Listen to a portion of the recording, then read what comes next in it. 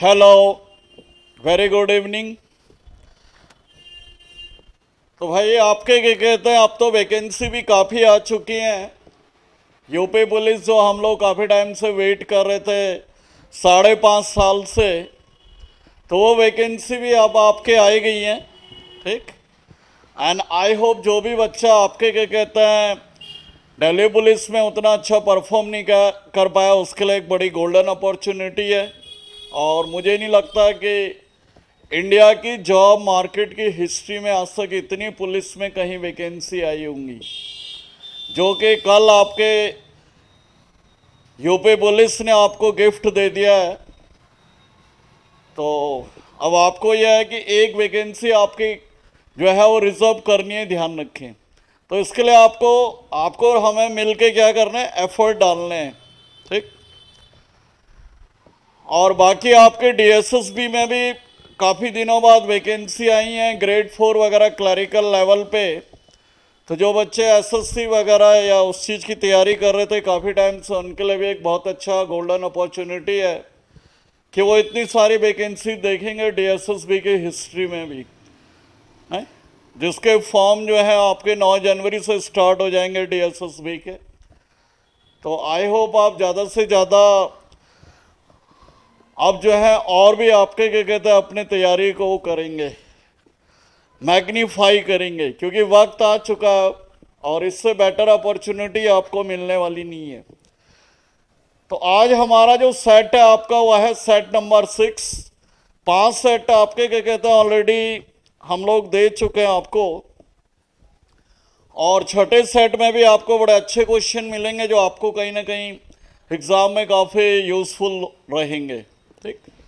तो शुरू करते हैं क्वेश्चन सेट नंबर 6। तो इसमें पहला क्वेश्चन है, the preventive detention act curtailed. Hindi में निवारक निरोध अधिनियम में कटौती की गई। निवारक निरोध अधिनियम में कटौती की गई है, उसने किस में कटौती की? क्वेश्चन का मतलब क्या है, ये जो एक्ट आया प्रिवेंटिव डिटेंशन एक्ट, इसने किस आपके क्या कहते हैं हमारे मूल अधिकार या मौलिक अधिकार में जो है इसने कटौती की? तो देखो, ये जो प्रिवेंटिव डिटेंशन एक्ट आया था आपके, ये जो एक्ट आया था आपके, ये कब आया? ये आया 1950 में। कब आया ये एक्ट? प्रिवेंटिव डिटेंशन एक्ट आया 1950 में। इसने क्या किया कि जो अनुच्छेद 19, 20, 21 और आपके 22, तो इन अधिकारों में क्या कर दिया, नागरिकों की कटौती कर दी। ठीक। कौन से राइट्स को इसने कर्टेल किया? हमारे जो आपके आर्टिकल 19 से लेके 22 तक है। और ये जो आपका राइट है अनुच्छेद आर्टिकल नंबर 19 से लेके 22 तक, क्या है ये है आपका हमारा दूसरा मौलिक अधिकार। क्या है ये? हमारा सेकंड फंडामेंटल राइट है, जिसे कहा जाता है आपके राइट टू फ्रीडम के नाम से जाना जाता है। ठीक। तो इसमें क्या है कि गवर्नमेंट किसी को भी क्या है आपके क्या कहते हैं जेल वगैरह में डाल सकती है अगर उसके ऊपर गवर्नमेंट को डाउट वगैरह होता है। तो इससे जो है आपके क्या कहते हैं कोई भी अगर उस बंदे ने क्राइम किया है तो गवर्नमेंट उसको जेल में वो कर सकती है, सेंड कर सकती है। तो इससे जो है कौन सा मूल अधिकार आपके नागरिकों का कर्टेल हुआ है, कम हुआ है, हनन हुआ है? तो यह है आपके स्वतंत्रता का अधिकार, जो कि हमारा क्या है, सेकंड फंडामेंटल राइट है, आर्टिकल 19 से लेके 22 तक। दूसरे नंबर का जो हमारा मौलिक अधिकार है। आई थिंक समझ में आ गया होगा question, what is the preventive detention act? तो ये आया था 1950 में, just to curtail right to freedom. Right to freedom में भी इसने कौन से आर्टिकल को कर्टेल किया? सारे जो आपके आर्टिकल से अनुच्छेद थे 19 से लेके 22 के बीच, इन सबको इसने क्या किया, उनके ऊपर रोक लगा दी या वो कर दिया। क्वेश्चन नंबर 2, वोट देने का अधिकार किस तरह का अधिकार है? बहुत ही अच्छा क्वेश्चन है और I can say very dicey question भी है, बच्चे इसमें काफ़ी कंफ्यूज भी रह सकते हैं। तो वोट डालने का जो अधिकार है वो भारत में क्या है, राजनीतिक अधिकार है। ठीक। क्या है ये? आपके पॉलिटिकल राइट है ये। ठीक। Political right. इंडिया में क्या है, जो वोट डालने का अधिकार है वो किस तरह का अधिकार है आपके, यह है वयस्क मताधिकार। इंडिया में जो वोट डालने के जो अधिकार को है, जो कि अनुच्छेद कौन से आर्टिकल में है, 326 में है, ठीक। और इसे कहा जाता है वयस्क मताधिकार या एडल्ट सफरेज, एडल्ट सफरेज, ठीक, या एडल्ट फ्रेंचाइज, जो भी बोले हम लोग। तो ये जो है आपके क्या कहते हैं, जो वोट डालने का अधिकार है, इसमें क्या है कि 18 से ऊपर का कोई भी व्यक्ति जो दिवालिया, पागल वगैरह कुछ भी ना हो, तो वो क्या कर सकता है, अपनी वोट को एक्सरसाइज कर सकता है, अपनी वोट को डाल सकता है, ठीक। स्टडी ऑफ वोटिंग, कई बार एग्जाम में आता है कि what is the study of voting, तो यह है वोटिंग की जो स्टडी है, दैट इज सैफोलॉजी।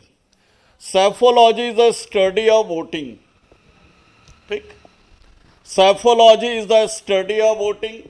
जो आपके वोटिंग इंक है, कई बार एग्जाम में आता है व्हाट इज वोटिंग इंक, तो वोटिंग इंक क्या है, AgNO3 सिल्वर नाइट्रेट। तो ये भी क्वेश्चन आपके कई बार एग्जाम में आता है, व्हाट इज वोटिंग इंक, यह है सिल्वर नाइट्रेट, ठीक। नेक्स्ट क्वेश्चन पे मूव करेंगे। कल्याणकारी राज्य के विचार निहित है, ideas of welfare state are content in, ये मैंने कल भी बताया होगा किसी क्वेश्चन में, ये आपके किसमें, DPSP, राज्य के नीति निदेशक तत्वों में। किसमें है ये, राज्य के नीति निदेशक तत्व, राज्य के नीति निदेशक तत्व, जिन्हें हमने कहां से ले रखा है, आयरलैंड से ले रखा है, ठीक। तो ये कल भी मैंने प्रीवियस वीडियो में भी बताया किसी क्वेश्चन में कि कौन सी कमेटी, तेज बहादुर सप्रू कमेटी के द्वारा इनको शामिल किया गया। ये जो है हमारे भाग 4 में है, और इनको हमने जो है आपके क्या कहते हैं, कौन से संविधान से लिया हुआ है, कौन से कॉन्स्टिट्यूशन से बोरो कर रखा, तो वो है आपके आयरलैंड का कॉन्स्टिट्यूशन। नेक्स्ट है भारतीय संविधान की प्रस्तावना में बंधुत्व शब्द का अर्थ क्या है, तो ये प्रीवियस वीडियो में हमने देखा होगा। बंधुत्व जिसे कहा जाता है आपके ब्रदरहुड, ब्रदरहुड माने भाईचारा वगैरह जिसे कहा जाता है, तो ये हमारे क्या है, संविधान की प्रियम्बल या प्रस्तावना में इसका मीनिंग है। अगला क्वेश्चन है, निम्नलिखित में किसका अर्थ है कि आपका अधिकार क्या है, which of the following writs, इसको आप रिट्स करें, WRITS, राइट्स नहीं है, रिट्स है, literally means what is authority. तो व्हाट इज अथॉरिटी का मतलब क्या होता है, को वारंटो, माने हिंदी में क्या मीनिंग हो गया इसका, किस अधिकार से, किस अधिकार से, ठीक। तो इसका मतलब यह होता है कि भाई कोर्ट किसी भी व्यक्ति को पूछ सकता है जो किसी भी पद पे बैठा हुआ है कि उसने वो किस अधिकार से अपनी शक्तियों का या अपनी पावर्स का क्या कर रहा है, दुरुपयोग या मिसयूज कर रहा है, ठीक। तो ये आपके क्या कहते हैं, कौन से नंबर की रिट्स है, ये हमारी कौन से नंबर की याचिका है, यह है आपके आखिरी याचिका या 5th याचिका। और रिट्स मैंने पिछले उसमें भी बताया कि ये कहाँ से ले रखी हैं याचिकाएं या रिट्स, ब्रिटेन से, ठीक। और रिट्स का मतलब क्या होता है, ऑर्डर ऑफ द कोर्ट, ठीक। तो रिट का मतलब क्या होता है, न्यायालय का आदेश। और रिट्स जो हैं आपके क्या कहते हैं, इधर जो हैं सुप्रीम कोर्ट में फाइल होती हैं, कौन से आर्टिकल में, अंडर आर्टिकल 32। याचिकाएं जो आपके क्या कहते हैं दायर होते हैं वो कहाँ पे होती हैं, या तो वो आपके सुप्रीम कोर्ट में होते हैं अनुच्छेद 32 के द्वारा, या फिर जो भारत में 25 हाई कोर्ट्स हैं उनमें 226 के द्वारा हाई कोर्ट क्या है आपके याचिकाओं को जारी करते हैं, रिट्स जारी करते हैं। एक यहाँ पे बेसिक क्वेश्चन बनता है कि भाई जो हमारे यहाँ पे सुप्रीम कोर्ट या हाई कोर्ट हैं ये रिट्स जारी क्यों करते हैं, याचिकाएं जारी क्यों करते हैं, why do supreme court and high court issue writs in India. तो ये क्यों आपके इश्यू करते हैं, ये आपके क्या कहते हैं, जब किसी नागरिक के मूल अधिकारों का उल्लंघन होता है, जब किसी भी नागरिक के क्या होता है, मूल अधिकारों का उल्लंघन या हनन होता है, वायलेशन ऑफ फंडामेंटल राइट्स होता है, तो उस केस में आपके क्या कहते हैं, सुप्रीम कोर्ट या हाई कोर्ट्स क्या है, आपके रिट्स जारी करते हैं। तो दीज आर द ऑर्डर्स, ये कोर्ट का क्या है, आपका आदेश है ये। और ये कंसेप्ट हमने कहाँ से ले रखा, ये हमने ब्रिटेन से ले रखा है। ठीक, 5 तरह की रिट्स होती हैं ये। ठीक, 5 प्रकार के होते हैं रिट्स, तो ये भी आप ध्यान रखें। नेक्स्ट है, भारत में राजनीतिक शक्ति का मुख्य स्रोत क्या है। तो राजनीतिक शक्ति का जो मुख्य स्रोत है, द पीपल। द पीपल माने भारत के जो लोग हैं, भारत के जो लोग हैं। सत्ता का मुख्य स्रोत क्या है, राजनीतिक सत्ता का प्रमुख स्रोत क्या है, भारत के लोग। और ये चीज जो है किस में कही गई है, प्रियम्बल में कही गई है, जो हमारी प्रस्तावना है, प्रियम्बल, जिसे कहा जाता है उद्देशिका में। ठीक, क्योंकि जो हमारे उद्देशिका या प्रियम्बल है, इसकी शुरुआती कहाँ से होती है, we the people of India, हम भारत के लोग। तो उसका मतलब जो पावर है, पॉलिटिकल पावर है इंडिया में, प्रियम्बल के अनुसार या प्रस्तावना के अनुसार वो किसके पास है, भारत की जनता के पास है। ठीक, तो ये किसमें है, आपके प्रियम्बल, या जिसे कहा जाता है प्रस्तावना, या जिसे हम कहते हैं उद्देशिका। नेक्स्ट क्वेश्चन, भारत में नागरिकों के वोट डालने की न्यूनतम आयु निर्धारित है। तो यह है आपका 18 साल। कब किया गया इसको 18 साल, 61वें संशोधन द्वारा 1989 में, बाय 61st कॉन्स्टिट्यूशनल अमेंडमेंट 1989। ठीक, और हमारे जो पीएम थे उस समय वो कौन थे, लेट राजीव गांधी। तो ये भी कई बार क्वेश्चन आता है कि भारत में जो वोटिंग एज है उसको 21 से 18 साल कब किया गया। तो ये आपके क्या कहते हैं, की गई 1989 में बाय आपके क्या कहते हैं 61st amendment act. Very important. Next question है, नागरिकता प्राप्त करने के लिए शर्तें निर्धारित करने वाला कौन सा सक्षम निकाय है। Which of the competent body to prescribe conditions for acquisition of citizenship. तो भारत में जो ये नागरिकता प्राप्त करने की शर्तें या निर्धारित करने का जो अधिकार है, सिर्फ और सिर्फ किसको है, पार्लियामेंट को है। ठीक, और इंडिया में आपको पता होगा, इंडिया में जो फर्स्ट आपके नागरिकता अधिनियम आया था, first citizenship act. First citizenship act कब आया, तो यह आया आपके 1955 में। ठीक, पहला जो आपके नागरिकता अधिनियम आया 1955। ठीक, और इसके द्वारा जो है भारतीय नागरिकता जो है वो कितने विधियों से प्राप्त की जा सकती है, तो 5 मेथड से जो है, 5 प्रोसीजर से जो है इंडियन सिटीजनशिप को आपके क्या कहते हैं, क्या किया जा सकता है, एक्वायर किया जा सकता है। ठीक, और ये जो भारत में नागरिकता प्रदान करने का जो कार्य है, ये कौन सा मंत्रालय करता है, ये कई बार एग्जाम में आता है, तो ये गृह मंत्रालय के अंडर में आता है। ठीक, तो नागरिकता जो किसी भी नागरिक को अगर नागरिकता देनी है तो वो कौन सा मंत्रालय होगा, सिटीजनशिप जो देगा, होम मिनिस्ट्री देगी। और भारत में जैसे आपको पता है ये किस तरह की नागरिकता है, एकल नागरिकता है, सिंगल सिटीजनशिप है, जो कि हमने कहाँ से ले रखी है, आपके ब्रिटेन से ले रखी है। और नागरिकता जो है भारत में कौन से भाग में है, भाग 2 अनुच्छेद 5 से लेके 11 तक। तो ये भी आप ध्यान रखें। ठीक, एकल नागरिकता है भारत में, और भाग 2 में है ये अनुच्छेद 5 to 11। जो भी नागरिकता कानून बनाने की जो अथॉरिटी है, वो सारी अथॉरिटी किसको है, हमारी जो संसद है, पार्लियामेंट है।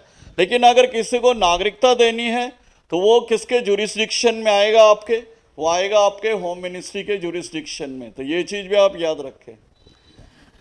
अगला क्वेश्चन, सरकारी संपत्ति को नष्ट नहीं करना ये किस प्रकार की ड्यूटी है?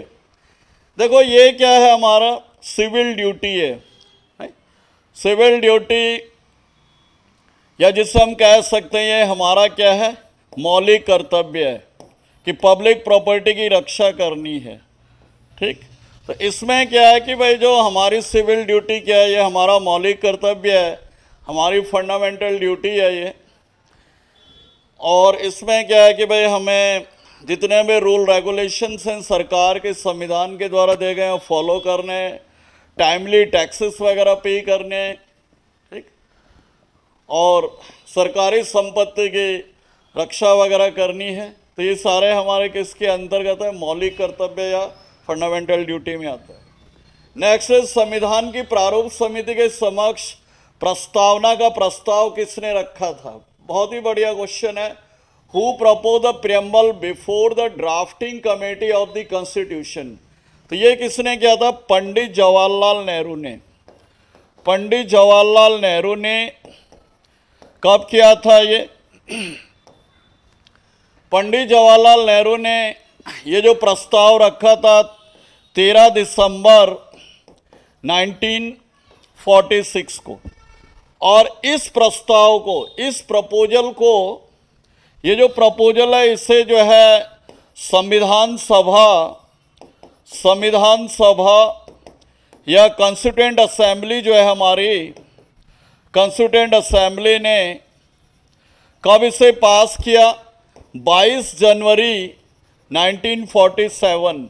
ठीक, तो these are the two crucial dates. बहुत ही क्रूशियल डेट्स हैं ये कि संविधान की प्रस्तावना को कब रखा गया था पंडित नेहरू के द्वारा, जो प्रपोजल है हमारे प्रियम्बल का, और इसको जो है अल्टीमेटली जो है हमारे जो आपके कॉन्स्टिट्यूएंट असेंबली है ये संविधान सभा उसने कब इसे पास किया था? तो it was ultimately eventually passed on 22 जनवरी 1947।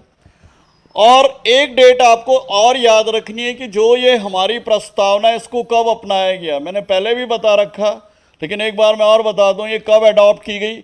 जिस दिन हमारा संविधान अपनाया गया। ठीक, तो हमारा संविधान या उद्देशिका को किस दिन अपनाया गया? 26 नवंबर 1949, the day on which our constitution was completed. ठीक, नेक्स्ट क्वेश्चन है दोहरी नागरिकता किसकी विशेषता है? Dual citizenship is a feature of. तो यह है आपके फेडरल गवर्नमेंट है जिसे कहा जाता है संघीय शासन प्रणाली की विशेषता है, जो कि कहाँ पे आपके यूएसए वगैरह में, अमेरिका में। हमारे यहाँ पे किस तरह के यूनिटरी आपके क्या कहते हैं, एकल नागरिकता है। तो इस मामले में क्या है हमारी गवर्नमेंट? यूनिटरी गवर्नमेंट है, एकल सरकार, माने centre is the soul authority. ठीक, अंतिम क्वेश्चन है लोकतांत्रिक की अनिवार्य विशेषता को प्रमुखता देना है। तो जो लोकतंत्र होगा वहां पे किसको मतलब ये प्रोमिनेंस देगा? जो सिटीजन्स हैं, जो नागरिक हैं। ठीक, जो नागरिक हैं, क्योंकि डेमोक्रेसी का मतलब ही क्या होता है? डेमोक्रेसी का मतलब होता है by the people, for the people, for the people, of the people. ठीक, ऑफ द पीपल। तो किसका कोटेशन है ये? जनता के द्वारा, जनता के लिए, जनता को। तो ये कहा था अमेरिका के पूर्व राष्ट्रपति अब्राहम लिंकन ने। ठीक, तो लोकतंत्र में सबसे ज़्यादा प्रोमिनेंस या इम्पोर्टेंस किसको दी जाती है? तो ये दी जाती है आपको नागरिकों को या सिटीजन्स को। और by the people, for the people, of the people जो कोटेशन है किसके द्वारा कहा गया? तो ये कहा गया अमेरिका के जो 16वें राष्ट्रपति थे अब्राहम लिंकन। तो उन्होंने जो है आपके क्या कहते हैं डेमोक्रेसी को इस तरह से डिफाइन किया था। नहीं, तो ये था भाई हमारा सेट नंबर आपके क्या कहते हैं 6। तो इसमें बड़े अच्छे क्वेश्चन थे।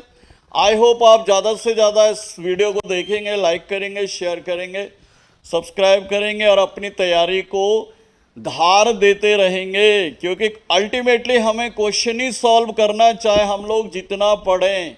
ये मैं आपको बता दूं, क्वेश्चन आपको हैंडल करना आना चाहिए, ठीक, चाहे आप जितना पढ़ लें। तो ये था भाई। Have a good day. Thank you for watching.